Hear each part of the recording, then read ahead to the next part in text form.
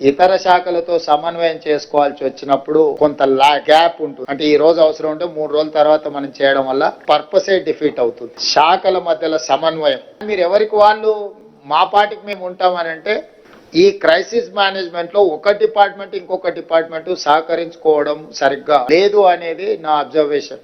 Internal coordination is very important than anything. సమస్యను address చేయడం కంటే కూడా సమన్వయం చేసుకోవడం, కొన్నిసార్లు రెండు శాఖల మధ్యలో సమన్వయం జరిగితే ఆ సమస్య తొందరగా పరిష్కారం అవుతుంది. ఇట్లాంటి సమస్యల్ని ఎక్కడైతే ఉందో ఎరువులకు సంబంధించి కూడా ఇప్పుడు 30-40 వేల జనాభా ఉండే మండలానికి 2 షాపులు పెట్టిండ్రు అనుకోండి, దాదాపుగా 10,000 మంది రైతులు ఒకటే రోజు వచ్చి కూర్చుంటే ప్రాబ్లం అవుద్ది. వాళ్ళకి ముందే టోకెన్లు ఇచ్చి నీది 6 తారీఖు, నువ్వు 7 తారీఖు, నువ్వు 8 తారీఖు స్టాక్ వస్తే దీని ప్రకారం తీసుకోండి అని అగ్రికల్చర్ ఏఈలు క్షేత్రస్థాయికి వెళ్ళి గ్రామాలను పిలిచి ఆ టోకెన్లు ఇచ్చి ఆ రైతు వేదికల నుంచి మీరు యూరియా కానీ ఇతర ఎరువులు కానీ ఏమైనా ఇచ్చిందంటే సమస్య రాదు.